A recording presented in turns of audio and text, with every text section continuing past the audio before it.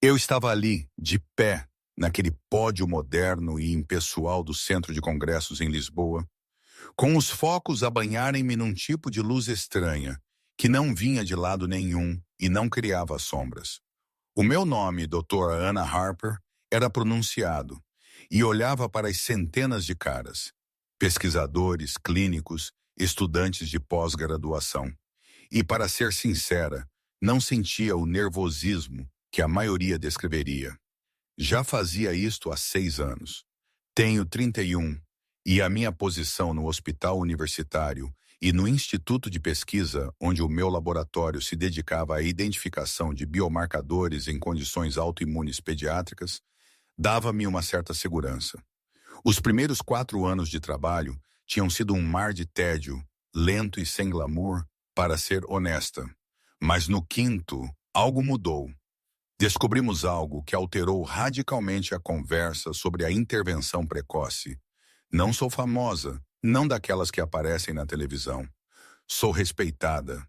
E isso, acreditem, é muito melhor. A minha apresentação durava 40 minutos.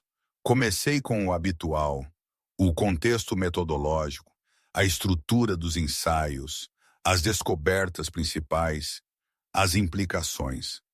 Tudo na linguagem contida e precisa que aprendi a ser mais persuasiva para uma plateia de cientistas do que qualquer entusiasmo exagerado. Passei pelos slides com a mesma organização e propósito que aplicava a quase tudo na minha vida desde que me lembro de ter um método. Mas depois, nos últimos 5 minutos, afastei os slides. Não os tirei do ecrã, mas afastei o clicker. E olhei para a audiência, para aquelas centenas de pessoas que esperavam mais uma conclusão científica. Quero contar-vos algo que não está no resumo, disse eu. A sala ficou em silêncio absoluto. Era um daqueles silêncios pesados, cheios de expectativa, onde até a respiração de alguém parece fazer eco. Quando eu tinha 7 anos, o meu pai levou-me a jantar numa pequena cidade da Serra da Estrela, numa noite de neve, para assinalar um aniversário que para ele era particularmente difícil. Comemos esparguete. Alguém, noutra mesa, pagou a nossa refeição e deixou um bilhete. E esse bilhete levou, através de uma série de eventos que só vinha a compreender na totalidade muito mais tarde, a um fundo educacional que pagou os meus estudos secundários e a minha licenciatura. Fiz uma pausa. A minha garganta ficou um pouco seca. Não sei quem era essa pessoa, continuei, a minha voz agora um pouco mais suave. Nunca soube. O que sei é que viram um momento específico numa terça-feira à noite e decidiram que era importante o suficiente para agirem. Olhei novamente para a sala. As caras eram uma mistura de curiosidade e surpresa. Aquilo estava muito fora do guião típico de um simpósio de imunologia pediátrica. Penso muito nisso quando estou a escrever candidaturas a bolsas de financiamento às 2 da manhã, ou quando os dados não colaboram durante 6 meses seguidos, ou quando estou sentada com uma família na clínica cujo filho está doente de uma forma para a qual ainda não temos uma boa resposta. Peguei no clicker novamente, mas não para avançar um slide. Apontei-o para mim, quase como um microfone. Temos a tendência de pensar nas mudanças científicas em termos de grandes sistemas, estruturas de financiamento, vias de publicação, prioridades institucionais. E essas coisas são reais e são importantes. Mas a razão pela qual estou aqui hoje, especificamente, remonta a uma terça-feira à noite em janeiro, em Manteigas, e a uma pessoa que reparou em algo que a maioria das pessoas teria simplesmente ignorado. Cliquei para o último slide. Estava em branco. Não precisam de poder para mudar uma vida, disse eu, com a voz agora cheia de uma convicção que vinha de anos de viver aquela verdade. Só precisam de reparar. Aquela neve, meu Deus, começou a cair por volta das 2 da tarde, e quando eu, Pedro, virei o meu caminhão da estrada principal e entrei no centro de Manteigas, parecia que vinha em cortinas grossas, de lado brancas, que engoliam os candeeiros de rua e transformavam a praça da cidade em algo que só víamos dentro de um daqueles globos de vidro, sabe? A Ana estava no banco do passageiro, com a testa encostada à janela. Já há uns 10 minutos que desenhava círculos no vidro com a respiração, expirava, via o nevoeiro aparecer, traçava um anel com um dedinho antes que o frio o apagasse. Tinha 7 anos e vestia um casaco de bombazina cor de chocolate amargo. 2 tamanhos acima do dela, porque eu tinha comprado em setembro, já a pensar que ela ia crescer para o inverno. As mangas cobriam-lhe os nós dos dedos, e não se queixou uma única vez. "É longe?" perguntou ela, ainda virada para a janela, a voz um sussurro. "Meio quarteirão, Ana. Podemos ir a pé nisto? Eu gosto de andar na neve." Lancei-lhe um olhar. Ela ainda não se tinha virado. A Inês gostava tanto de neve. Eu tinha a sensação de que, para a Ana, andar na neve era quase como um pequeno pedaço da mãe, que ainda a acompanhava. "Depois do jantar", disse eu, a tentar manter a voz o mais neutra possível, "se ainda quiseres." Ela fez um pequeno som de satisfação, quase um contente, e voltou aos seus círculos. O vapor que saía da sua boca no vidro parecia a névoa dos nossos sonhos. Encontrei um lugar para estacionar na Rua do Freixo, perto o suficiente do restaurante para que o toldo fosse visível dali. O Lastella Trattoria ocupava uma montra estreita entre uma livraria que já tinha fechado há anos e uma farmácia cujas janelas ainda estavam acesas, um oásis de luz numa rua cada vez mais escura. Alguém tinha pendurado luzes brancas ao longo da borda do toldo, e o brilho caía quente e difuso sobre o passeio coberto de neve. Através da janela da frente, ainda um pouco embaciada, conseguia ver o tremeluzir laranja das velas nas mesas pequenas, as formas escuras dos clientes a moverem-se devagar e sem pressa, daquele jeito que as pessoas se movem quando o tempo lá fora já decidiu a noite por elas. Fiquei um momento com o motor desligado e o aquecimento a estalar enquanto arrefecia. 3 anos. Há 3 anos, naquela mesma noite, a Inês e eu tínhamos ido até Coimbra, num daqueles caprichos. Sem reserva, sem plano, apenas uma terça-feira que ambos tínhamos livre. Acabamos num sítio perto da beira-rio que servia massa em panelas de ferro fundido. A Inês tinha pedido esparguete. Ela sempre pedia esparguete quando íamos a um sítio novo. "É o teste", costumava dizer. "Se conseguem fazer o simples bem, conseguem fazer tudo bem." Não pensava nisso há meses, anos talvez. Aquela lembrança, uma pontada aguda, quase física, que se fazia sentir sempre que tentava fugir. Mas agora, ali, com a Ana ao meu lado, a memória veio como uma torrente. Senti um nó na garganta, mas inspirei fundo. Não era o momento para desabar, era o momento para fazer aquela noite, de alguma forma, feliz para Ana. Levei a mão ao bolso do casaco e contei o que tinha. O suficiente para o jantar e uma gorjeta, com um pouco para sobrar. Tinha sido cuidadoso com o orçamento da semana, cada cêntimo contado. Esta noite, era importante. Era a nossa pequena forma de celebrar, de não esquecer, mas também de seguir em frente. Levantei os olhos. A Ana tinha se virado da janela e estava a observar-me. "Estás a contar dinheiro", disse ela.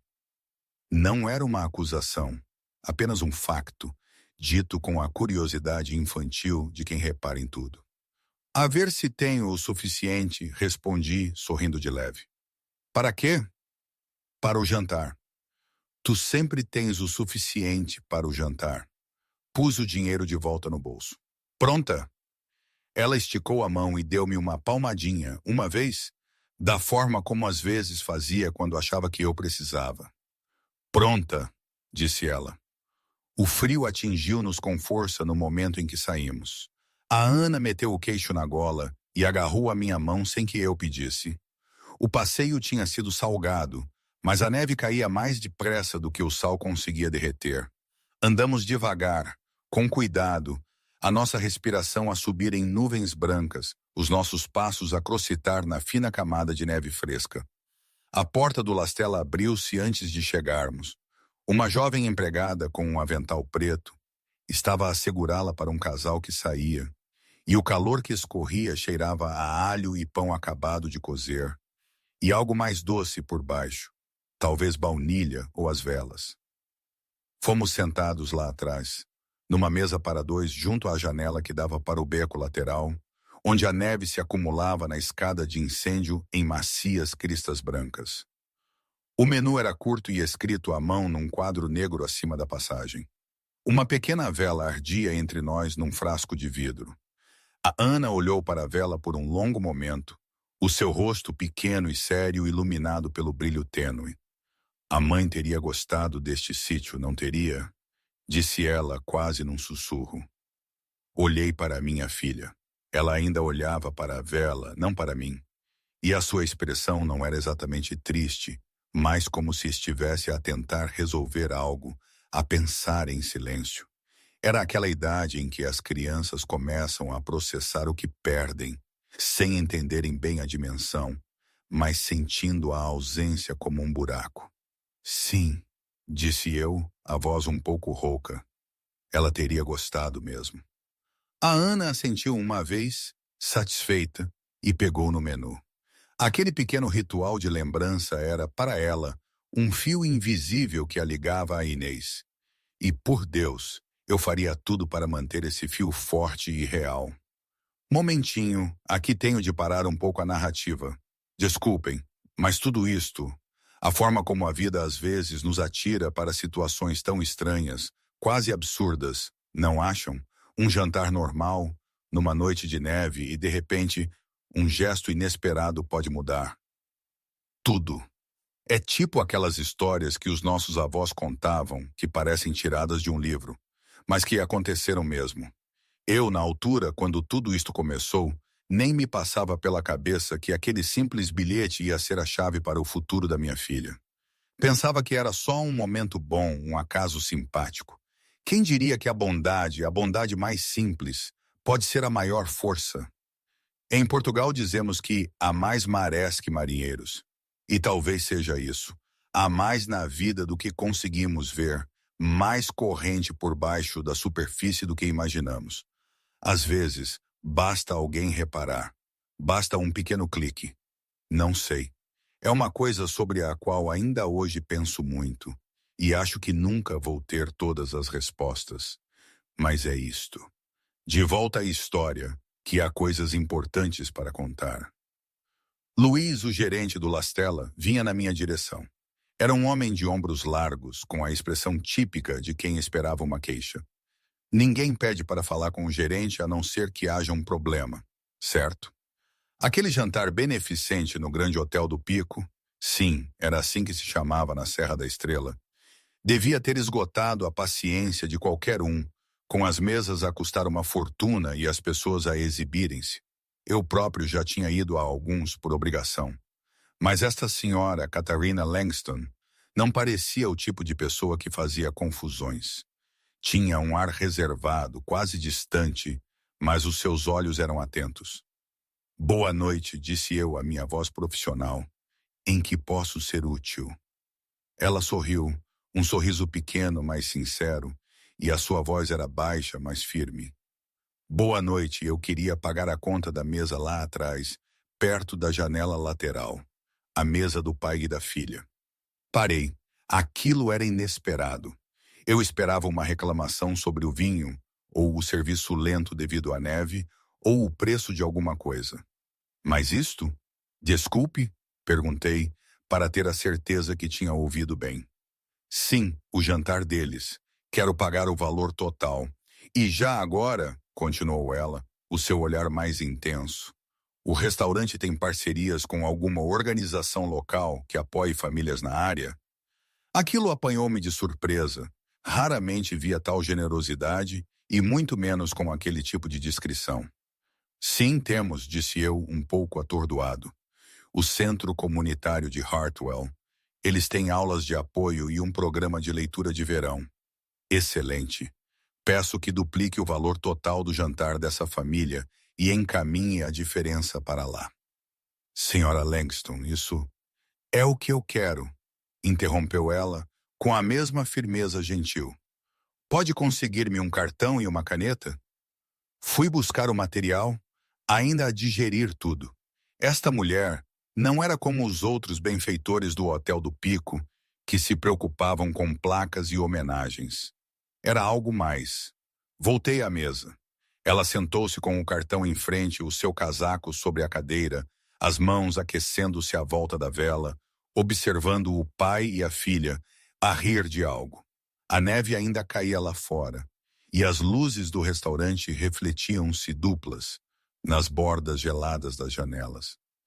Ela escreveu com a sua caligrafia normal, uma letra legível, como se escrevesse uma lista de supermercado.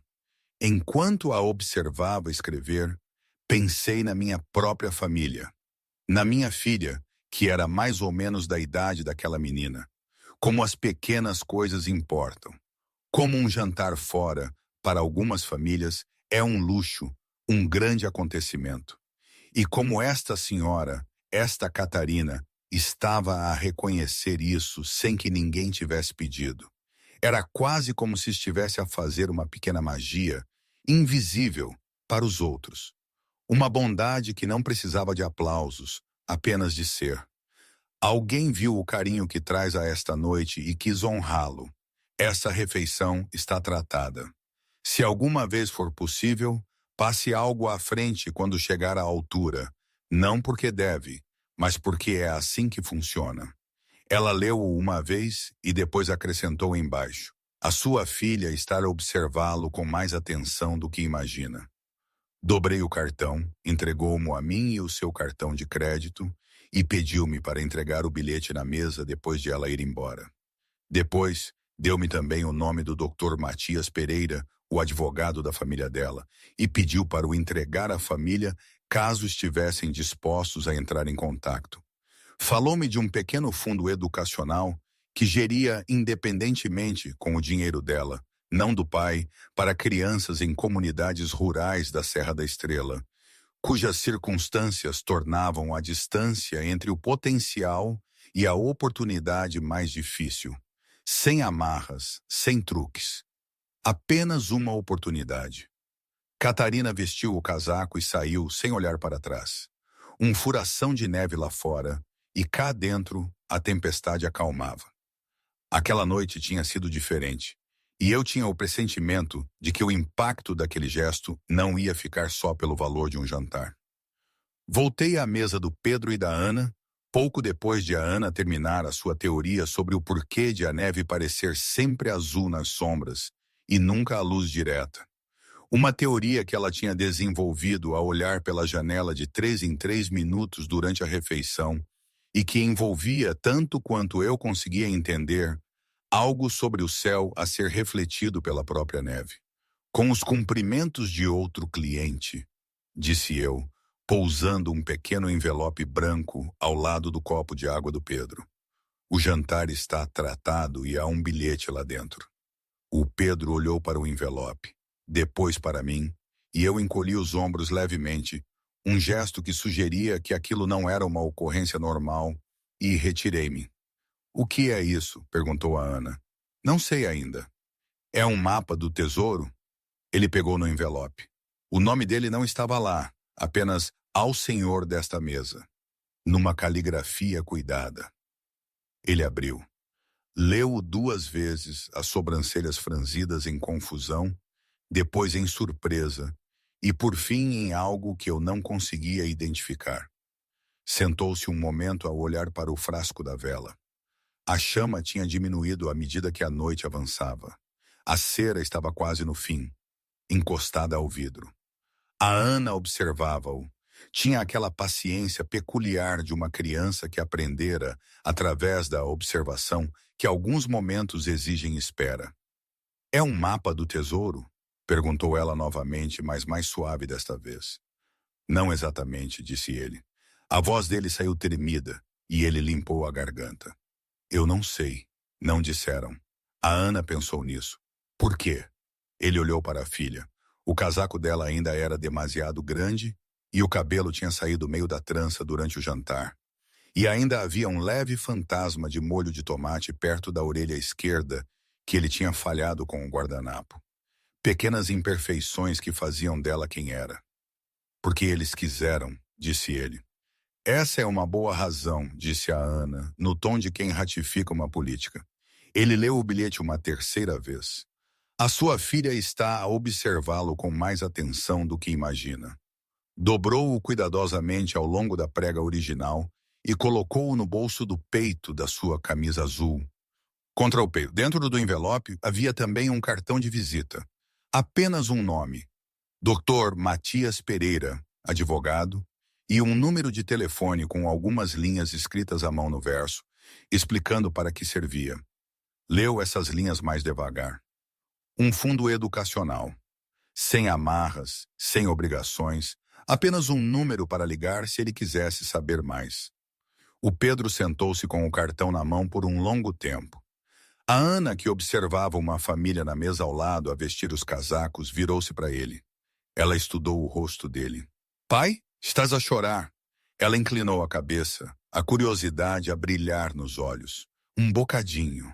Talvez um bocadinho. Ele limpou os olhos. Não tinha percebido que as lágrimas tinham começado a lhe escorrer. A Inês. A vida. A bondade inesperada. Era demasiado. A Ana esticou a mão pela mesa e pousou a dela na minha. O mesmo gesto que usara no caminhão, pequeno e certo. Está tudo bem, a sério, disse ela. Tu sabes, não sabes? Ele cobriu a mão dela com as duas. Sim, disse ele, a voz embargada. Está mesmo. Lá fora, a neve ainda caía. A vela tinha ardido completamente e a chama era muito pequena agora, mas ainda estava acesa. E nós, ali, naquele pequeno canto quente do mundo, sentíamos que algo tinha mudado, que tínhamos sido tocados por algo maior do que nós. Naquele momento, não havia tristeza, só uma espécie de gratidão profunda e uma estranha esperança. Teriam acreditado numa coisa assim? O que fariam no meu lugar? É estranho, não é? A vida. Por vezes, à noite, quando não conseguia dormir, pensava na Inês, no cheiro do seu cabelo, na forma como ela ria quando a Ana dizia algo particularmente inteligente. E pensava na minha mãe, que sempre dizia: Pedro, filho, confia na tua intuição. As coisas que são demasiado boas para serem verdade, geralmente não são. Ela referia-se aos vendedores na feira de Covilhã, que vendiam gato por lebre, mas agora eu entendia de outra forma. Aquele bilhete, o fundo, tudo soava demasiado perfeito para ser real. Perfeito não existe, tinha eu aprendido da maneira mais dura. Mas ali estava. Uma perfeição improvável, quase sagrada. Uma promessa silenciosa de que a vida, mesmo depois da tragédia, ainda guardava surpresas. O Colégio da Serra, em Manteigas, ficava a 40 minutos de carro em dias bons e 1h10 em janeiro. Eu, Pedro, fazia o percurso todas as noites de domingo para deixar a Ana para a semana e todas as sextas-feiras à tarde para a trazer para casa. Era uma rotina que mantive sem variação durante 13 anos e não me zanguei por nenhuma das centenas de viagens de ida e volta que já tinha feito. A escola não era o que eu tinha imaginado quando o Dr. Matias Pereira me explicou pela primeira vez. Eu esperava algo frio e institucional. O tipo de lugar cujas fotografias mostram colunas e pranchetas. Mas o Colégio da Serra era mais pequeno, construído nos anos 20 numa encosta acima de um lago.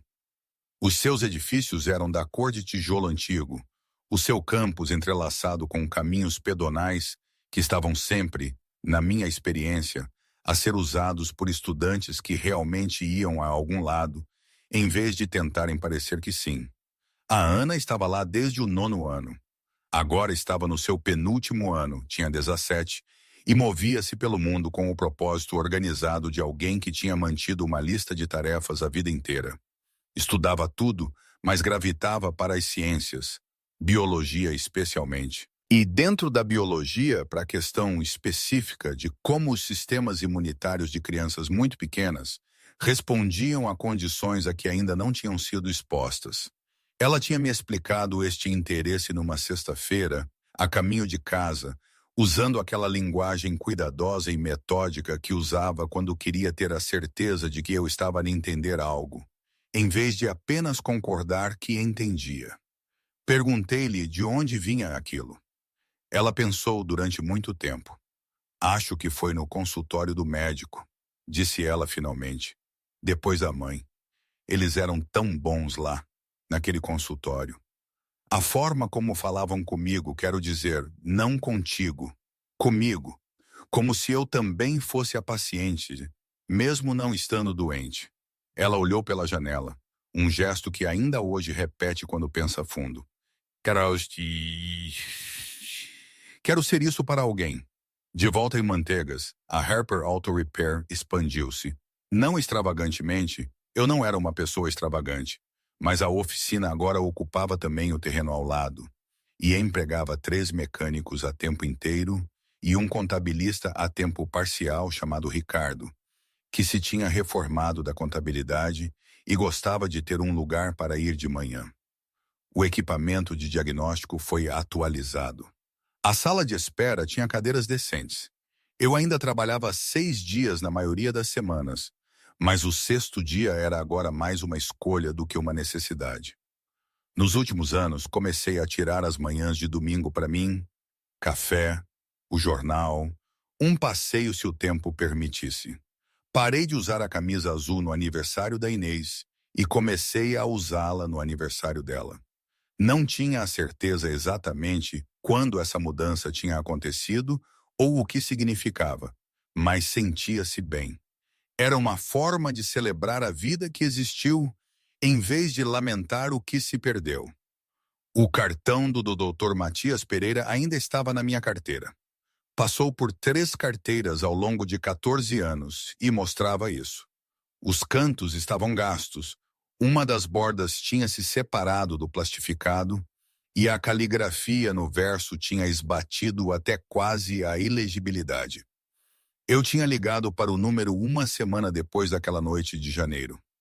A conversa tinha sido direta, e depois as coisas que pôs em movimento também foram, afinal, razoavelmente diretas.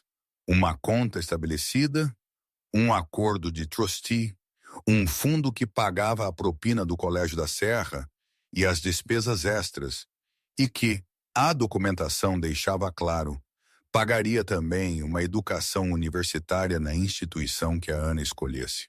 Eu nunca soubera quem tinha estabelecido aquilo. Tinha perguntado uma vez, no início, e o Dr. Matias tinha sido profissionalmente apologético. Não estou autorizado a partilhar essa informação, Sr. Pedro. O que posso dizer é que a pessoa pediu que a sua identidade permanecesse privada e que a única condição que anexou foi que passe algo à frente quando chegar à altura, na forma que lhe parecer mais correta. Pensei muito nessa condição ao longo de 14 anos. Pensei nisso quando arranjei um carro para uma viúva na cidade e não lhe cobrei. Pensei nisso quando patrocinei 2 miúdos do Vale na Feira de Ciências do Conselho. Pensei nisso no caminho para o Colégio da Serra todas as sextas-feiras. A Ana, a estudar imunologia aos 17, ainda não sabia a história completa do envelope. Tinha-lhe contado que alguém anônimo nos tinha ajudado, que era a razão pela qual ela estava no Colégio da Serra, que eu pensava nisso frequentemente. O que eu não lhe tinha contado era o bilhete, as palavras específicas. Estava à espera, sem saber bem porquê, do momento certo. Achava que o momento certo poderia estar a chegar em breve. Catarina Langston tinha 53 anos, embora os carregasse de uma forma que fazia o número parecer irrelevante. O seu cabelo tinha ficado quase totalmente prateado nos últimos anos, e ela não tinha feito nada para o disfarçar, o que tinha provocado várias opiniões não solicitadas de pessoas na sua órbita, que ela tinha absorvido sem ajustar a sua posição. A Fundação Luz de Inverno, eventualmente assim nomeada pela qualidade particular da luz de janeiro na Serra da Estrela, fria, honesta e impossível de falsificar, tinha sido formalmente estabelecida 9 anos depois daquela terça-feira à noite no La Stella. Operava independentemente da fundação da família Langston e sempre o tinha feito. Era modesta pelos padrões do que ela poderia ter financiado. Trabalhava com uma região, um foco, uma população. Crianças em comunidades rurais do Nordeste de Portugal, cujas circunstâncias familiares tornavam a transição entre o potencial e a oportunidade mais difícil. Em 24 anos, tinha apoiado 132 crianças. A Catarina sabia o nome de cada uma delas. Isto não era uma política. Era simplesmente um facto sobre como ela trabalhava. Lia todos os dossiês, conhecia todas as famílias quando estas estavam dispostas e acompanhava os resultados não através de relatórios agregados, mas através das atualizações irregulares e particulares que chegavam ao longo dos anos. Um anúncio de graduação enviado por um conselheiro escolar, uma carta manuscrita de uma estudante que acabara de defender a sua tese, uma fotografia de alguém num emprego para o qual trabalhara durante 10 anos. Há 3 semanas, tinha visto o nome doutora Anna Harper no programa do simpósio. Tinha reservado a sua viagem no mesmo dia, sem contar a ninguém no seu escritório a razão específica, o que era incomum para ela. Tinha simplesmente dito que ia para fins de desenvolvimento profissional, o que era verdade, e deixara por ali. Estava sentada na última fila, do lado esquerdo, perto da saída, num blazer cinzento, com aquele tipo de calma discreta que vem de anos de prática. Estivera lá desde a sessão de abertura, tinha assistido a 2 dias de apresentações, tinha tirado notas exaustivas de aproximadamente metade delas e sentira a satisfação particular de uma pessoa que estava genuinamente interessada num assunto, em vez de obrigada a parecer que sim. Quando Anna Harper se dirigiu ao pódio na 3ª manhã, Catarina bebia um mau café de conferência e lia o resumo novamente, embora já o tivesse lido várias vezes. Pousou o café. Ouviu os 40 minutos de ciência com total atenção. Não era cientista, mas tornara-se ao longo de 24 anos a gerir uma fundação que tocava na educação e no acesso à saúde, uma consumidora sofisticada de pesquisa. E o que ouviu era cuidadoso, honesto e significativo, de formas que o campo levaria vários anos a absorver totalmente. Depois, Ana afastou os slides. Catarina ficou muito quieta. Ouviu a história sobre a terça-feira à noite, a sua terça-feira à noite, embora Ana, claro, não pudesse saber quem estava na sala e não olhasse para a última fila com qualquer intenção específica. Ouviu a frase sobre o bilhete e o fundo e a cadeia de eventos que se seguiram. Ouviu a coisa sobre as 2 da manhã e os dados que não cooperavam e as famílias na clínica. Não precisam de poder para mudar uma vida. Só precisam de reparar. A sala aplaudiu. Foi um aplauso forte, caloroso, genuíno, não o tipo polido. Catarina aplaudiu com os restantes, as mãos firmes, os olhos límpidos. Não foi à frente quando acabou. Não se apresentou nem explicou quem era. Não era para isso que tinha vindo. Tinha vindo para fechar um ciclo, não de forma ruidosa, não de forma a que o momento se tornasse sobre si própria, mas simplesmente para estar na sala e ouvi-lo, para que aquilo fosse algo que realmente tinha acontecido. Pegou no café, que agora estava frio, e sentou-se por um momento depois de a sala começar a esvaziar, deixando o barulho recuar. Depois, levantou-se, guardou o caderno na mala e saiu. Lisboa em fevereiro não parecia nada com manteigas. Catarina saiu do centro de conferências para um frio úmido, em vez de seco. O céu tinha a cor do betão desgastado. Alguns flocos caíam leves, indecisos. Nada como a neve espessa e determinada que tinha caído sobre manteigas numa terça-feira de janeiro, 24 anos antes. Andou um pouco sem direção. Pensou naquela noite, da forma como se pensa em coisas que se tornaram tão familiares que já não têm contornos claros. Não como uma memória discreta, mas como uma textura. Pensou no Luiz, o gerente, que lhe telefonara 2 semanas depois para confirmar que o cartão tinha sido recebido e que a família tinha contactado o Dr. Matip. Pensou no Dr. Matias Pereira, que gerira o fundo durante 20 anos antes de se reformar e que lhe dissera uma vez, na sua revisão anual, que, na sua opinião profissional, todo o arranjo era o mais simples que alguma vez tratara, o que ela encarou como um elogio. Pensou no pai. Robert Langston faleceu há 4 anos, aos 81. A ala do hospital em Coimbra ainda tinha o seu nome.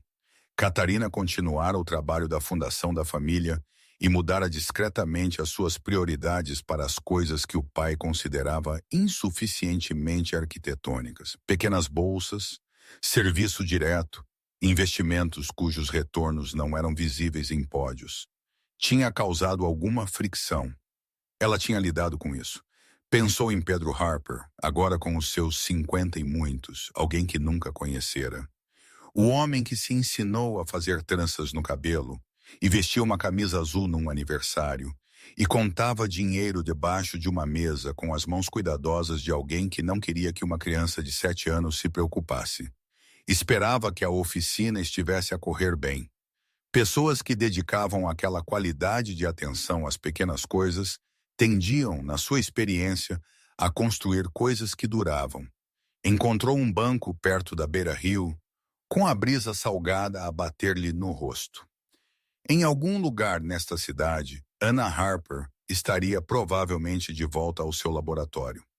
Os dados que não colaboravam, as famílias na clínica, as candidaturas a bolsas às 2 da manhã, tudo a continuar paciente e cumulativo, da forma como o verdadeiro trabalho sempre acontece.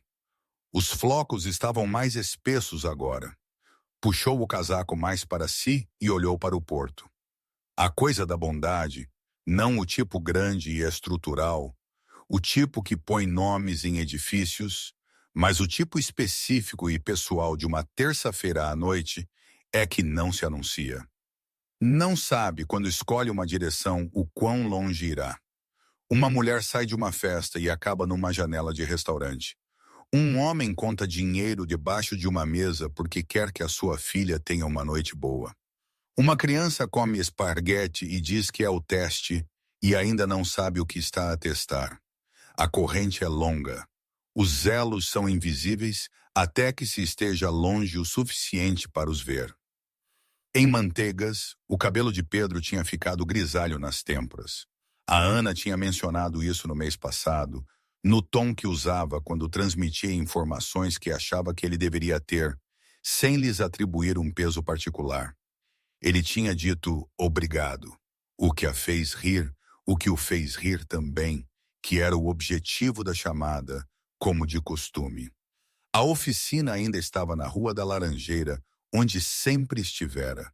3 mecânicos, um contabilista que trazia scones às sextas-feiras. Pedro a trabalhar 6 dias por semana por escolha. Ele ainda pensava no envelope. Pensava nisso quando escrevia um cheque em dezembro para o programa de alfabetização do Vale, quando acolhia um aprendiz que não podia pagar a escola profissional, quando a Ana ligava do laboratório com a voz a transportar a qualidade de alguém imerso em algo que valia a dificuldade. Ele contara-lhe as palavras exatas do bilhete no 13º aniversário dela. Sentaram-se na cozinha dele com neve lá fora e ela leu-o 2 vezes, da mesma forma que ele tinha lido a primeira vez. Depois ficou em silêncio por um momento e disse que sim. Sabes, eu estava a observar. A neve voltaria a Manteigas. Cortinas espessas de janeiro de lado, cobrindo as ruas e o estacionamento do Lastella Trattoria e o letreiro da Harper Auto Repair, cobrindo tudo uniformemente, como a neve sempre faz, sem preferência. Mas a bondade não é neve. A bondade escolhe onde aterrar. Ela caminha em direção a uma luz no fim de um quarteirão, sem razão aparente. Senta-se numa janela. Observa um homem contar dinheiro cuidadosamente para que uma criança de 7 anos não tenha de se preocupar. E depois age E o ato avança através de décadas e de viagens de sexta-feira e de noites tardias com dados, até uma terça-feira de fevereiro em Lisboa. Uma mulher na última fila ouve alguém dizer: não precisam de poder para mudar uma vida, só precisam de reparar. E sente muito silenciosamente que isto é verdade, e sempre foi verdade, e continuará a ser verdade muito depois de ambos terem partido. Catarina levantou-se do banco. Tinha um comboio para apanhar e depois uma longa viagem para norte, através daquele tipo de inverno da Serra da Estrela que reduz o céu a um branco liso e faz o mundo parecer silencioso e fechado, e, se o permitirmos, simples. Ela sempre gostou de conduzir naquele tipo de tempo. Sempre gostou, se ia a algum sítio, de chegar. Caminhou em direção à estação com a neve a cair à sua volta e pensou na viagem para norte e sentiu o frio instalar-se nos seus ombros da forma como o frio da Serra da Estrela sempre o fazia, constante e honesto, como a maioria das coisas em que vale a pena confiar. Estava ansiosa. Sempre fora alguém que olhava em frente. Isso também era uma escolha. E hoje? Bem, hoje ainda sinto aquele frio. Mas é diferente. É um frio que te assenta nos ombros como algo que vale a pena carregar, não acham? Não é simples. Nunca é. Mas é meu. E de alguma forma é dela também.